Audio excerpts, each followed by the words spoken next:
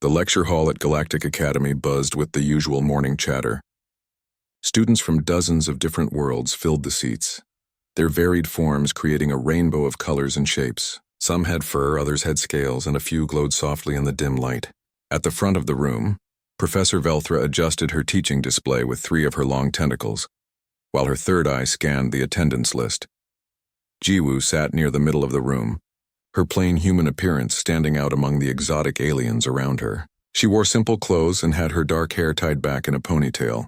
Next to her sat Kyung-soo, a fluffian whose entire body was covered in soft cloud-like fur that changed colors based on his emotions.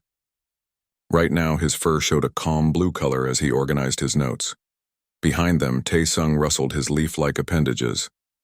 He was a Klarn, a plant-based species that absorbed nutrients through photosynthesis. His bark-textured skin was a deep green, and small flowers bloomed along his shoulders. He leaned forward and whispered to Jiwoo about the upcoming test, his voice sounding like wind through trees. On Jiwoo's other side, Hana sat perfectly still. She was a Myrthian, a being made entirely of living crystal that refracted light in beautiful patterns. When she moved, soft chiming sounds filled the air around her. She was reviewing her datapad, the glow from the screen making her body sparkle even more. Professor Velthra called for attention, and the room fell silent. Her species, the Quellan, were known throughout the galaxy as patient teachers and brilliant scientists. She floated slightly above the ground, supported by some biological mechanism that humans still didn't fully understand. "Students," she began, her voice melodic and clear. "Today I'm announcing your next major project for xenobiology studies. This assignment will count for 30% of your final grade." The room filled with nervous energy. Students shifted in their seats and various sounds of concern echoed through the space. Kyung-soo's fur flickered to a worried yellow color. "Each of you will prepare a presentation about a predator species from your homeworld." Professor Velthra continued. "You must explain its hunting methods, its place in the ecosystem, and what makes it an effective predator. You may use holos, recordings, or educational samples. The presentations begin next week." A heavy silence fell over the classroom. Most of the students came from worlds where predators were rare or extinct. The galaxy's dominant intelligent species had mostly evolved from prey animals or peaceful omnivores. The concept of predators made many of them deeply uncomfortable. Tae-sung's leaves shook with obvious distress. His people had evolved on a world with almost no predatory life forms. The worst threat his ancestors had faced were insects that ate tree bark. Professor Velthra's 3 eyes scanned the room. Who would like to volunteer to present first? No one moved. No one made a sound. Even the usually confident students seemed reluctant to go first with such an uncomfortable topic. Then Jiwoo raised her hand. Every eye in the room turned to look at the human. Kyung-soo's fur flashed a bright orange in alarm. Tae-sung's leaves went completely still. Even Hana's usual chiming sound stopped as she froze in place. Jiwoo," Professor Velthra said, her voice carefully neutral. "You wish to volunteer?" "Yes, Professor," Jiwoo replied with a smile. "I'd be happy to go first. I think I have the perfect example to share with everyone." A ripple of unease spread through the classroom. Students whispered to each other in their various languages. Jiwoo was the only human at Galactic Academy this semester, and humans had a reputation. Everyone had heard the stories about Earth, the death world where everything seemed designed to kill everything else. Kyung-soo leaned close to Jiwoo, his fur now a nervous purple. "Are you sure about this?" he whispered. "I've read about Earth's predators. They're terrifying." Jiwoo patted his fluffy shoulder reassuringly. "Don't worry. I'm going to bring something cute and educational. You'll all love it, I promise." This promise did not seem to comfort anyone. Tae-sung made a sound like branches breaking in a storm. Hana's crystal body dimmed noticeably. Professor Velthra noted Jiwoo's name on her datapad. "Very well. You will present next Monday.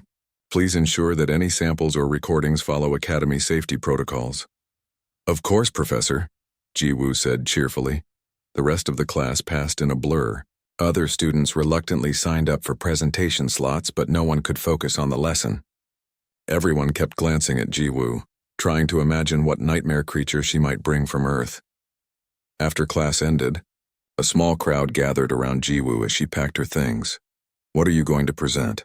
asked a nervous Quillic student named Dae-hyun, his 6 legs tapping anxiously on the floor. Is it going to be a bear? Whispered a gel-based Flumian student. I've seen recordings of bears. They're massive. Maybe a shark, suggested another student. Earth's oceans are filled with predators. Jiwoo just smiled mysteriously. You'll have to wait and see, but I promise it won't be dangerous. This answer satisfied no one. As the students filed out of the lecture hall, the whispers grew louder. By the end of the day, the entire academy was buzzing with speculation about the humans' presentation.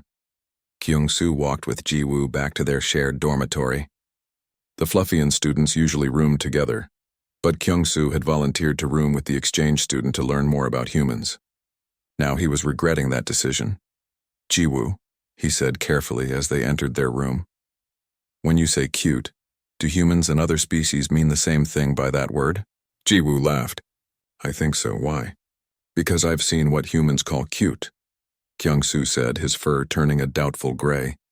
You think baby crocodiles are cute? You think snakes are cute?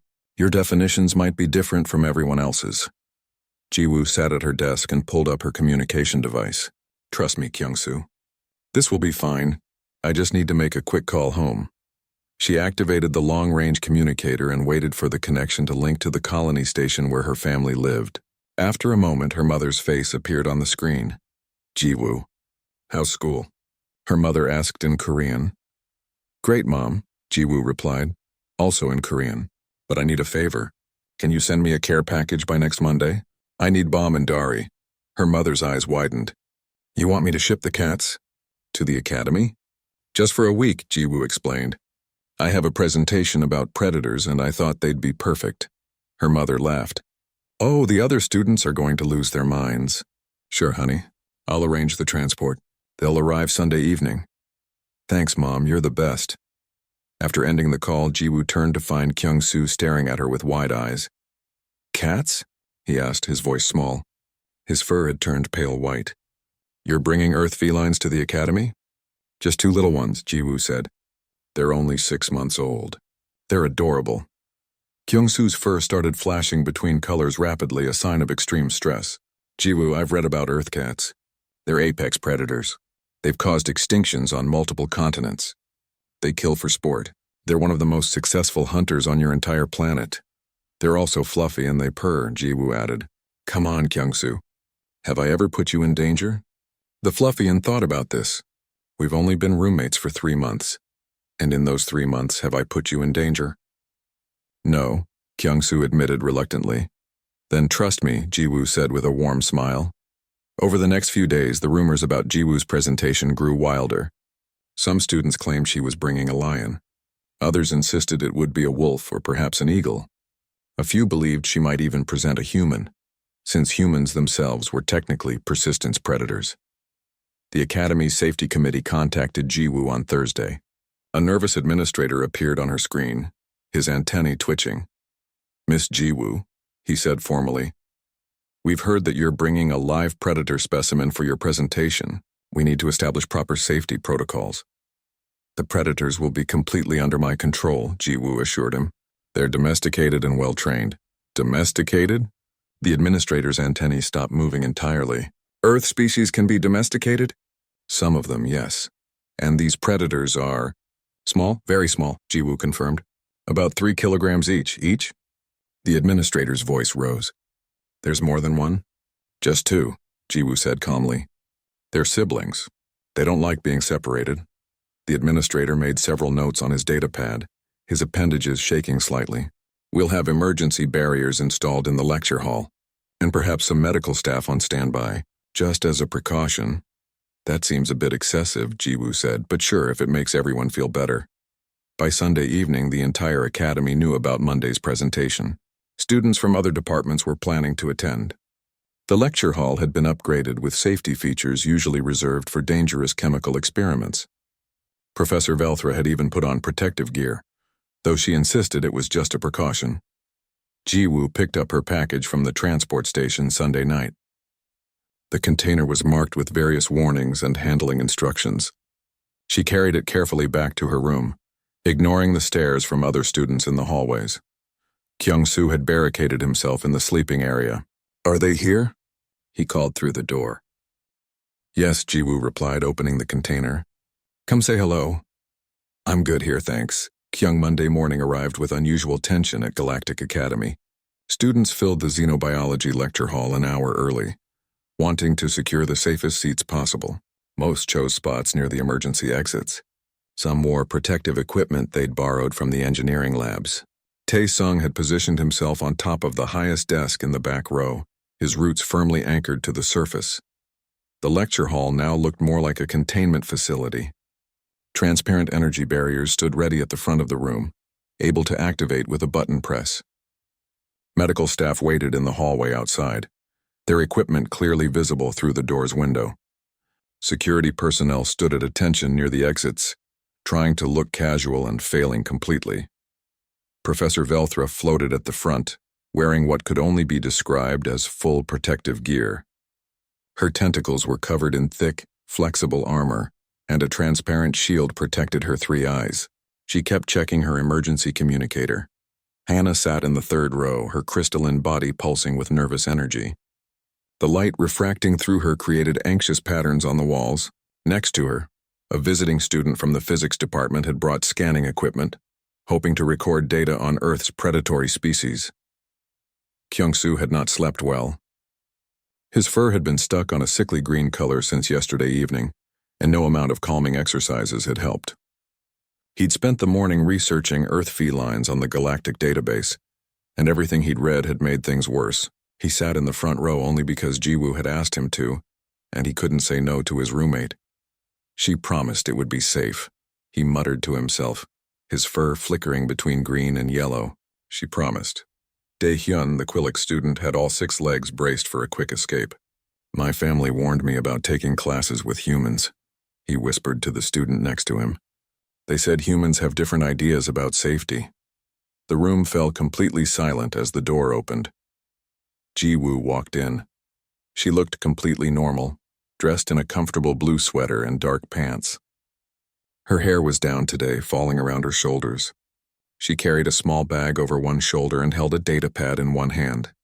She was smiling, relaxed, as if this were any other presentation. Then the students noticed what was on her shoulders. 2 small creatures perched there, one on each side. They had orange and black striped fur, pointed ears, and the most intense golden eyes anyone had ever seen. Their eyes faced forward, marking them clearly as predators. As Jiwoo walked, the creatures balanced perfectly, their bodies moving with fluid grace. The reaction was immediate. Several students gasped. Taesung's leaves began to shake so hard that small flowers fell from his branches. A Glimmerian student in the back row activated a personal shield with a loud electronic hum. Kyung-soo's fur turned bright white and stayed there. Jiwoo walked calmly to the front of the room, seemingly unaware of the panic she was causing. The 2 creatures on her shoulders looked around with interest, their tails swishing slowly behind them. Good morning, everyone, Jiwoo said cheerfully. Thank you for coming to my presentation. Professor Velthra's tentacles twitched. Jiwoo, she said, her voice carefully controlled. Please identify the species you've brought to class. Of course, Professor, Jiwoo replied. She reached up and gently scratched one of the creatures under its chin. It closed its eyes and made a strange rumbling sound. These are domestic cats. This one is Bomb and this one is Dari. They're both 6 months old and they're siblings. The rumbling sound grew louder. Several students shifted nervously, clearly interpreting it as some kind of threat display. Jiwoo continued, Cats are small carnivorous mammals from Earth. Despite their size, they're what we call hypercarnivores, meaning over 70% of their diet consists of meat. She walked to the center of the presentation area, and both cats adjusted their positions on her shoulders without falling. The movement was smooth and practiced, showing incredible balance and body control. Let me start with their basic statistics, Jiwoo said, pulling up a holographic display. Adult cats typically weigh between 3 and 7 kilograms. Bomb and Dari here are still young, so they're each about 3 kilograms right now. 3 kilograms didn't sound like much, but the way the creatures moved suggested they were much more dangerous than their weight implied. Now, let's talk about their hunting abilities, Jiwoo said. The entire room seemed to hold its breath. Cats are considered one of the most successful hunters on Earth, Jiwoo explained. The holographic display showed various statistics and diagrams. Their hunting success rate is approximately 32%, which is significantly higher than most other predators. For comparison, lions have a success rate of about 25% and wolves are around 14%. Taesung made a sound like wood splintering. His leaves had curled in on themselves, a defensive posture his species took when terrified. Jiwoo seemed not to notice. She gently lifted Dari from her shoulder and held the cat in her arms. The creature looked tiny in her hands, but its eyes were alert and focused. Cats have several weapons. Jiwoo continued in the same casual tone someone might use to discuss the weather. Each paw has 5 claws on the front and 4 on the back. That's 18 claws total. She carefully took Dari's paw and pressed gently. 5 sharp curved claws extended from the fur. They gleamed in the lecture hall's light, each one looking like a tiny surgical blade. Multiple students activated their personal shields. The energy barriers at the front of the room hummed to life, causing Professor Velthra to quickly shut them down. These claws are retractable, Jiwoo explained, releasing the paw. The claws disappeared back into the fur. This keeps them sharp because they don't get worn down by walking. It also allows cats to move silently. She set Dari back on her shoulder and pulled up another holographic image. Cats also have 30 teeth, including 4 large canines designed for gripping and tearing. Their back teeth can slice through meat like scissors. Kyung-soo had his face buried in his paws. His fur was now cycling through color so rapidly, it was starting to make other students dizzy. Their senses are also highly specialized for hunting, Jiwoo went on. They have excellent night vision, seeing about 6 to 8 times better than humans in low light. Their hearing range extends into ultrasonic frequencies, allowing them to hear the heartbeats and breathing of small prey animals. Their sense of smell is about 14 times better than a human's. A Zeltran student raised one of her appendages. How? She asked, her voice shaking. How do humans defend themselves against these creatures? Jiwoo looked confused. Defend ourselves? We don't need to defend ourselves. They live in our homes. The confusion in the room was palpable. Students exchanged bewildered glances. Professor Velthra's 3 eyes blinked in sequence, a sign of deep confusion in her species. I don't understand, Professor Velthra said slowly. These are predators. You said they're hypercarnivores with advanced hunting capabilities. Why would they live in human dwellings? Because we domesticated them, Jiwoo said simply. Cats have lived with humans for about 10,000 years. We keep them as companions and pets. The silence that followed was profound. Pets? Hana's voice chimed, the sound discordant with shock. You keep predators as pets? Well, yes, Jiwoo said. Lots of humans have cats. They're one of the most popular pets on Earth. Some estimates say there are about 600 million domestic cats in the world. Baum chose that moment to yawn. His mouth opened wide, revealing all 30 of those teeth Jiwoo had mentioned, including the 4 prominent canines. Several students flinched at the sight. Don't mind him, Jiwoo said with a laugh, scratching behind Baum's ears. He's just sleepy. Cats sleep about 12 to 16 hours a day. Why? Asked Daehyun. Is it because hunting is so exhausting? No, Jiwoo replied. They sleep because they're well-fed and safe. They don't need to hunt when they live with humans. We feed them. This seemed to confuse everyone even more. Professor Velthra floated closer, though she maintained what she clearly considered a safe distance. Jiwoo, please explain. Why would humans choose to feed predators? What benefit do you receive? Companionship, Jiwoo said. We enjoy their company. They're affectionate and entertaining. Also, historically, they helped control pests like rodents in our homes and farms. She lifted Dari again and held the cat up to face the class. Look at this face. Isn't it cute? Dari's large golden eyes stared at the students. His pupils were vertical slits, a clear predator adaptation for judging distance. His whiskers twitched as he observed the room. Several students disagreed strongly with Jiwoo's assessment of cuteness. I need to mention, Jiwoo continued, that cats are actually quite controversial on Earth from an ecological perspective. When humans introduce them to islands and new continents, they cause significant damage to local wildlife. They've been a contributing factor in the extinction of at least 63 species. The room reacted with horror. Kyung-soo finally looked up from his paws, his fur now a pale, shocked white. 63 extinctions? Professor Velthra repeated. And humans continue to keep them? We keep them indoors now in most places, Jiwoo explained. Or in controlled outdoor environments. Jiwoo reached into her bag and pulled out something that looked like a stick with feathers attached to a string. The moment it emerged from the bag, both cats' demeanor changed completely. Their bodies went from relaxed to intensely focused in an instant.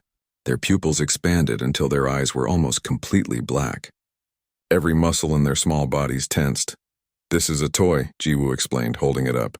"It simulates prey movement. I'm going to demonstrate their hunting behavior." Several students made sounds of alarm. Taesung gripped his desk so hard that his bark-like skin began to crack. Professor Velthra's tentacles moved to the emergency controls, ready to activate the protective barriers at a moment's notice. "Don't worry," Jiwoo said calmly. "This is completely safe. Watch." She flicked the toy, making the feathers dance in the air.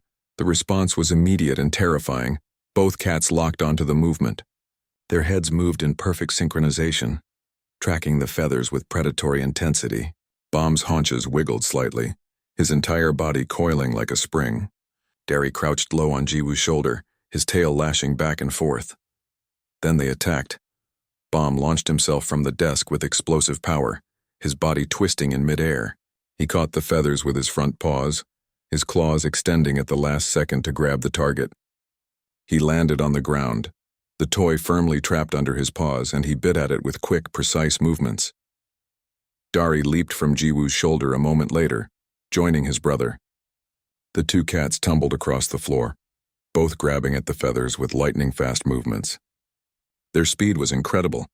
Their coordination was perfect. Their focus was absolute. The students watched in stunned silence. This was what predator behavior looked like. This was the face of a hunter, simplified and miniaturized, but no less real for its small size. Jiwoo pulled the toy away, and both cats immediately went into stalking mode. They moved low to the ground, their bodies flowing like liquid. Their eyes never left the target. They advanced slowly, carefully, each step calculated. Then Bomb's rear end wiggled again and he pounced, his entire body leaving the ground. "The wiggle before they jump is called a pre-pounce behavior," Jiwoo explained, as if she were discussing a normal science demonstration and not showing two predators in full hunting mode. "Scientists think it might help them stabilize their muscles for the jump or calculate the best trajectory." She moved the toy in different patterns, and the cats responded to each movement instantly. When she dragged it along the ground, they stalked. When she lifted it in the air, they jumped. When she moved it quickly, they ran in pursuit. Their movements were smooth and precise, showing thousands of years of evolution designed for one purpose: catching prey. "Notice their focus," Jiwoo continued. "When they're in hunting mode, they become completely absorbed in the task. This kind of intense concentration is typical of ambush predators." Professor Velthra was recording everything on her datapad, her three eyes wide with fascination despite her obvious nervousness. "The speed of their reflexes is remarkable," she observed. "I'm measuring reaction times of less than 70 milliseconds. Cats have evolved to catch fast-moving prey like birds and rodents," Jiwoo said. "Their nervous system is optimized for quick reactions. Their whiskers also help by detecting air movement and providing spatial information." She finally let the cats catch the toy and hold it. Both of them grabbed it with their paws, bit at the feathers, and bunny kicked it with their back legs. Their back claws extended, raking across the toy in a movement that would disembowel actual prey. Kyungsu's fur had somehow become even whiter. He looked like he might faint. Jiwoo pulled up another holographic display. "Now let's talk about their sensory capabilities in more detail. Their eyes are particularly interesting." The hologram showed a detailed diagram of a cat's eye structure. Cats have a layer of tissue behind their retina called the tapetum lucidum. This reflects light back through the retina, giving them excellent night vision. It's also why their eyes glow in the dark. She pointed a small light at Dari's face, and his eyes reflected it back with an eerie green glow. Several students made sounds of distress. "Their eyes are also positioned for binocular vision," Jiwoo continued. "This gives them excellent depth perception, which is crucial for judging distances when hunting. The trade-off is a narrower field of view compared to prey animals." She turned to write on the holographic board, listing specifications. "Their hearing range extends from 48 Hz to 85 kHz. For comparison, humans hear from 20 Hz to 20 kHz. This means cats can hear sounds that are completely inaudible to us." Bomb suddenly sat up straight, his ears swiveling like radar dishes.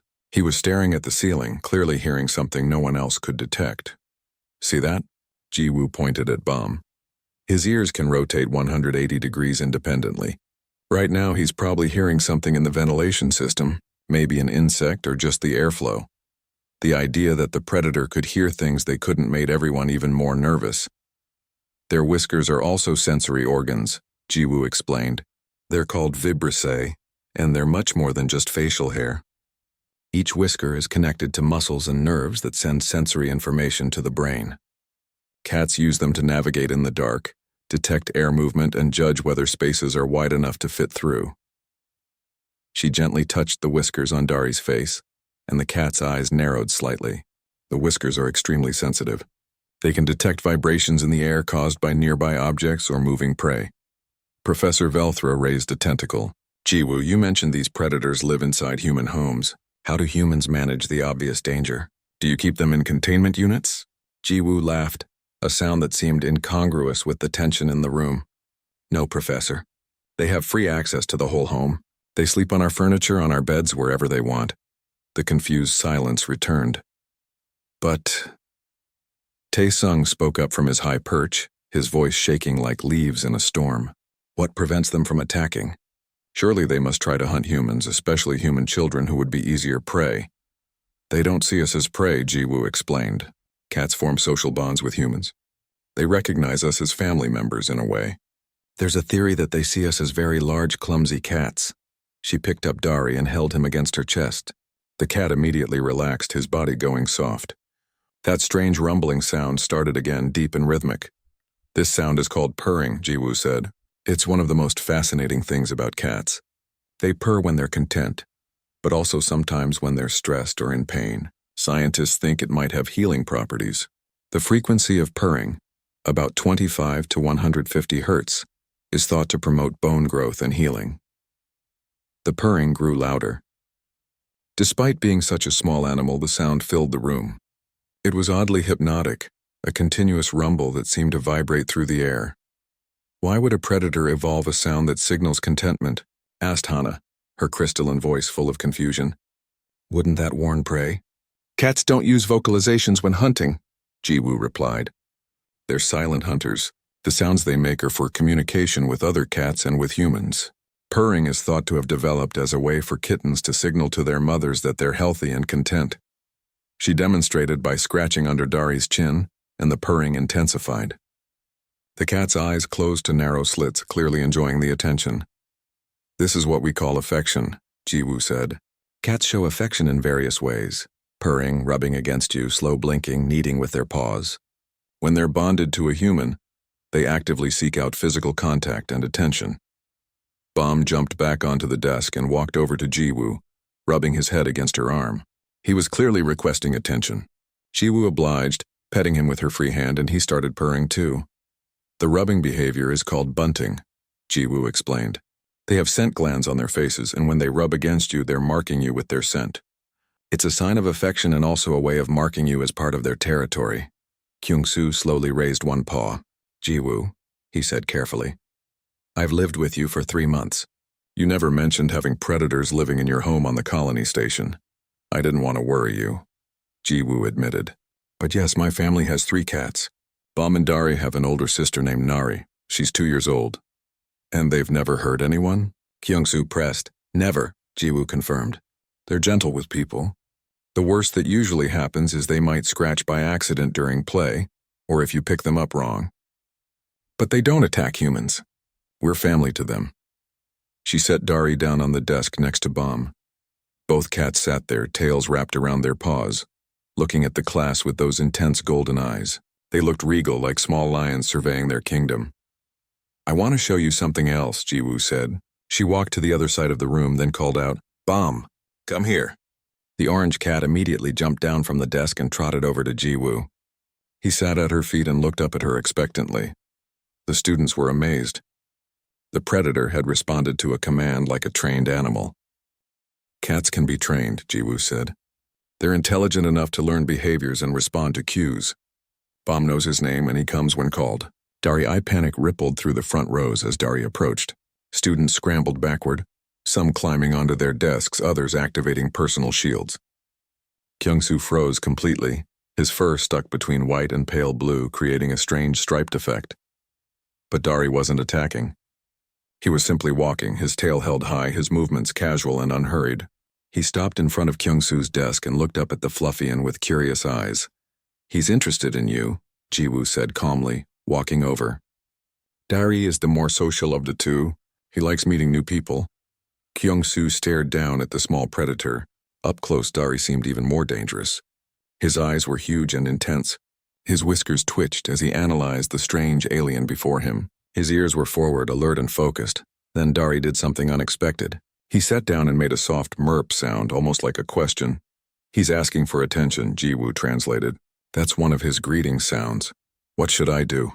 Kyung-soo whispered, his voice barely audible. "You can reach down and let him smell your paw," Ji-woo suggested. "That's how cats greet each other. They exchange scents. It's polite." Very slowly, Kyung-soo extended one fluffy paw over the edge of the desk. It trembled slightly as he lowered it toward the predator. His entire body was tense, ready to pull back at the first sign of danger. Dari stood up and stretched his neck to sniff the offered paw.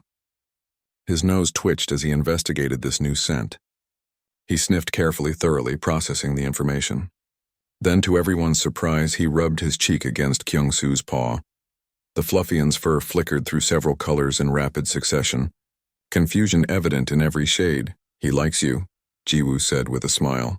"The cheek rubbing is how cats mark friends with their scent. It's a sign of acceptance and affection." Dari continued rubbing against Kyung-soo's paw, purring loudly. The rumbling sound seemed to have an effect on the Fluffian.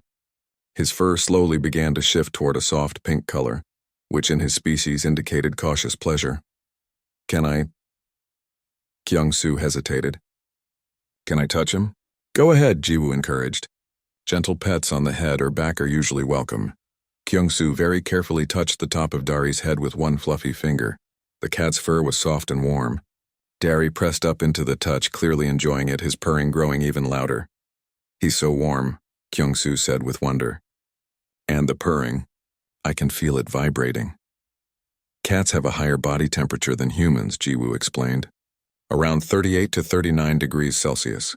That's one reason people like having them around. They're like little heating pads." Other students were watching this interaction with intense interest. If a Fluffian could touch the predator and survive, perhaps it really was safe. Professor Velthra moved even closer, her three eyes focused intently on the scene. "This is remarkable," she said. "The predator is actively seeking affection from a potential prey species. This goes against all established predator behavior models. That's because cats don't see other intelligent beings as prey," Ji-woo said. "They understand the difference between prey animals and social companions. It's a sophisticated cognitive ability." Hana floated down from her seat, her crystalline body chiming softly. She approached cautiously, light refracting through her in nervous patterns. "May I try?" she asked, her voice musical and hesitant. "Of course," Ji-woo said. Hana extended one crystalline appendage toward Dari. The cat's eyes widened with interest. He'd never seen anything like this before. He sniffed carefully at the crystal, then very gently tapped it with one paw. The soft tink sound of claw and crystal echoed through the silent room. Hana flinched but didn't pull away. Dari tapped again, clearly fascinated by this strange new texture and the sound it made. He patted at Hana's appendage several times, his movements playful rather than aggressive. "He thinks you're a toy," Ji-woo said with a laugh. "But a gentle one. See how he's keeping his claws retracted? He's being careful not to scratch." Meanwhile, Baum had been watching the proceedings from the desk. He appeared less interested in socializing and more interested in exploring. He jumped from the desk to a chair, then to the floor, and began investigating the lecture hall with intense curiosity. He sniffed at various students' bags, examined the legs of desks, and rubbed his face against corners and edges. His tail was straight up, a sign of confidence and comfort. "That's called patrolling," Ji-woo explained. "Cats like to inspect their environment and mark it with their scent. It makes them feel secure." "Baum is basically claiming this classroom as part of his territory." Taesung finally spoke up from his high perch. "Ji-woo, you said cats have caused extinctions. How can something so small be so dangerous to entire species?" Ji-woo's expression grew more serious. "It's a good question. Cats are what we call an invasive species in many parts of Earth. The problem isn't that individual cats are super predators. It's that they're very efficient hunters. They breed quickly, and humans take care of them, which means they don't face natural population controls. She pulled up a new holographic display showing graphs and statistics. In areas where cats were introduced to islands or continents where they didn't naturally exist, they devastated local wildlife. Animals that evolved without cat-like predators didn't have defensive behaviors. They were easy prey. The display showed images of extinct bird species. Ground-nesting birds were particularly vulnerable. Cats could climb trees to reach nests, dig to find burrows, and hunt both day and night. Many small mammal and bird species went extinct within decades of cats being introduced to their habitats. The mood in the room had shifted. Students were starting to understand the paradox. These small, seemingly friendly creatures could be ecological disasters in the wrong environment. This is why we're very careful now, Jiwoo continued. In most places on Earth, we keep cats indoors or in enclosed outdoor spaces called catios. When I bring Bomb and Dari back to the colony station, they live inside. They never go outside where they could harm local ecosystems. Professor Velthra was taking extensive notes. So humans recognized the problem and implemented solutions. That shows remarkable ecological awareness. We learned the hard way, Jiwoo admitted. But yes, modern humans are much more careful about preventing domestic cats from harming wildlife. A student from the back row, a Narellian named Jun Ho, raised an appendage. Why keep them at all then? If they're so dangerous, why not just stop having them as pets? Jiwoo considered the question carefully. That's a fair point. Some people on Earth agree with you, but the answer is complicated. Cats provide emotional benefits to humans. They reduce stress and anxiety. They provide companionship. For many people, especially those who live alone, cats are important for mental health. She walked over and picked up Dari, who had finished his interaction with Hana. She held him against her chest and he immediately curled up, purring. There's something deeply satisfying about earning the trust and affection of a predator, Jiwoo said quietly. Cats don't have to love us. They're not pack animals like dogs. They're independent and self-sufficient. When a cat chooses to show you affection, it feels special because you know it's genuine. The students were beginning to understand, though many still looked confused. Also, Jiwoo added, cats do serve practical purposes. In some rural areas and farms, they still help control rodent populations, and their presence can deter other pests. They're working animals in many contexts, not just pets. Bomb had completed his inspection of the room and returned to Jiwoo. He jumped up onto a chair, then onto the desk, then onto her shoulder in one smooth sequence of movements. He settled there, balancing perfectly, and began grooming himself. The grooming behavior is important, Jiwoo said, pointing at Bomb as he licked his paw and wiped it over his face. Cats spend about 30 to 50% of their waking hours grooming. It keeps their fur clean, regulates temperature, and distributes oils that keep their coat waterproof. It's also a self-soothing behavior when they're anxious. Daehyun, who had been silent throughout most of the presentation, finally spoke. I've been researching, he said, looking at his datapad. The Galactic database says humans also keep animals called dogs as pets, and dogs are even larger predators. Is this true? Jiwoo nodded. Yes, dogs are much more common than cats, actually. There are about 900 million dogs on Earth compared to 600 million cats. Dogs were domesticated even earlier than cats, about 20 to 40,000 years ago. But dogs are pack hunters, Daehyun said, his 6 legs tapping nervously. They hunt in coordinated groups. They're descended from wolves. How can humans possibly keep such dangerous animals in their homes? Dogs are actually less independent than cats, Jiwoo explained. They've been bred to see humans as their pack leaders. They're very loyal and trainable. In many ways, they're easier to manage than cats because they want to please humans. Cats are more independent thinkers. As if to demonstrate this independence, Dari squirmed in Jiwoo's arms. She set him down and he immediately walked away to investigate a particularly interesting corner of the room. He was following his own agenda, unbothered by what anyone else wanted him to do, see? The transformation in the lecture hall was remarkable. What had started as a room full of terrified students had become something more like a gentle gathering. Small groups formed around where Bomb and Dari were exploring. Students who had been pressed against the walls now edged closer, curiosity overcoming fear. Jiwoo pulled up her final holographic display. Before we finish, I want to talk about what cat domestication teaches us about humans and our place in the galaxy. Professor Velthra's three eyes focused intently on Jiwoo. This was clearly moving beyond simple xenobiology into something more philosophical. Humans have domesticated more species than any other intelligent species in the galaxy that we know of, Jiwoo began.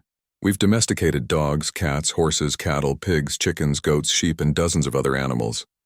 We've learned to work with creatures ranging from prey animals to apex predators. She gestured to Bomb, who was now allowing a brave student named Minji to pet him cautiously. This ability to form cross-species bonds isn't just about having pets. It's fundamental to how humans see the universe. We don't see other species as simply predators or prey, threats or food. We see them as potential companions, workers, partners. Taesung spoke up, his voice still shaky but stronger than before. But humans are predators yourselves. You evolved as hunters. Doesn't that make it easier for you to understand other predators? Maybe, Jiwoo acknowledged. Humans are omnivores, but our ancestors were hunters. We have forward-facing eyes like predators. We have the instinct to chase things that run. But here's the interesting part. We also have empathy that extends beyond our own species. We can look at a cat or a dog or even a wild animal and imagine what they're feeling. She picked up Dari, who had wandered back to her, and held him gently.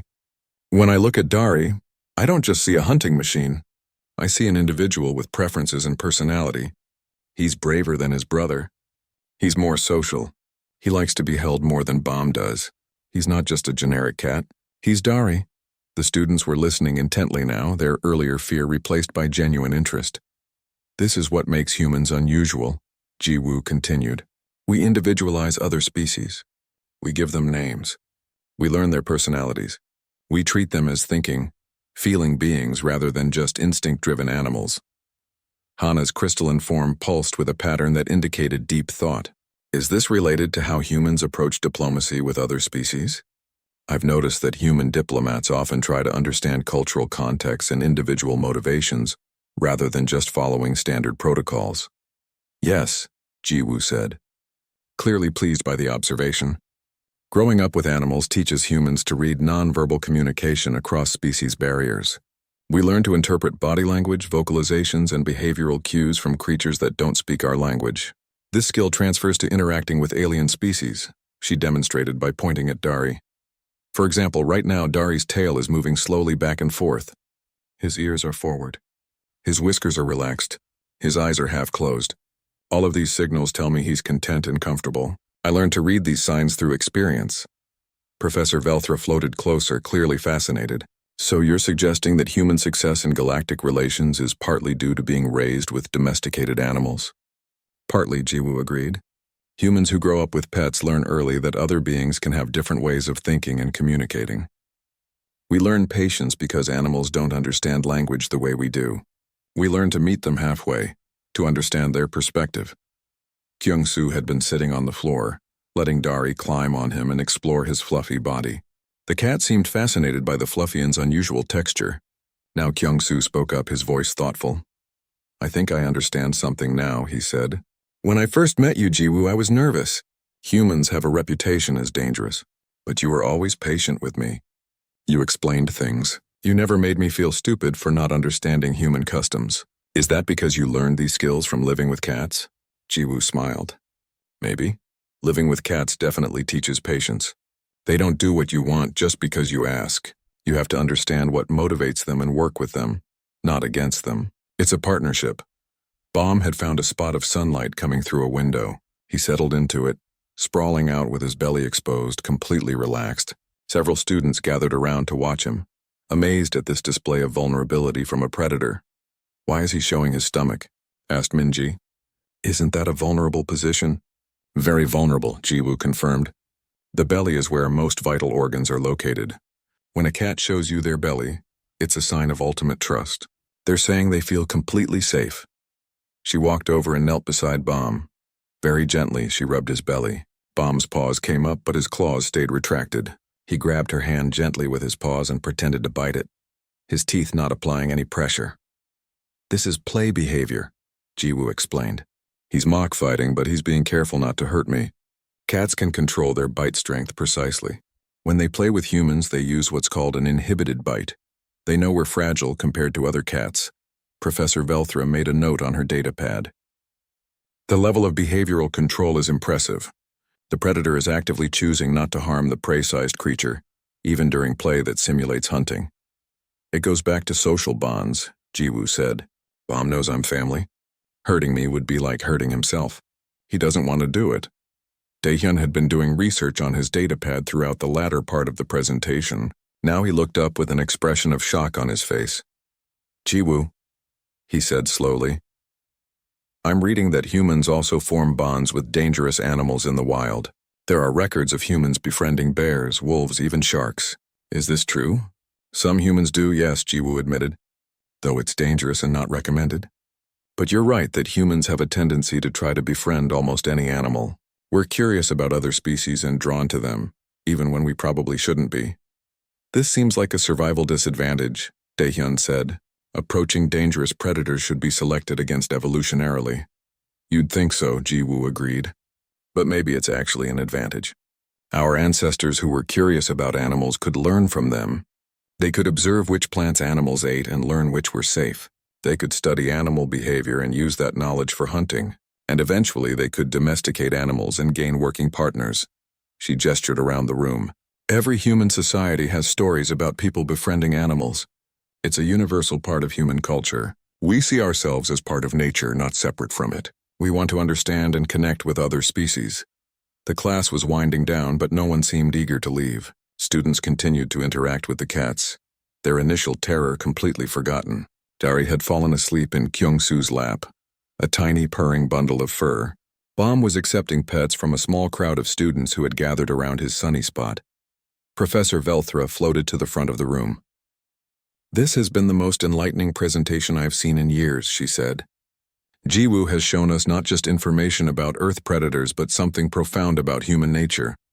She turned to address the class. What we've witnessed today is a demonstration of humanity's unique gift.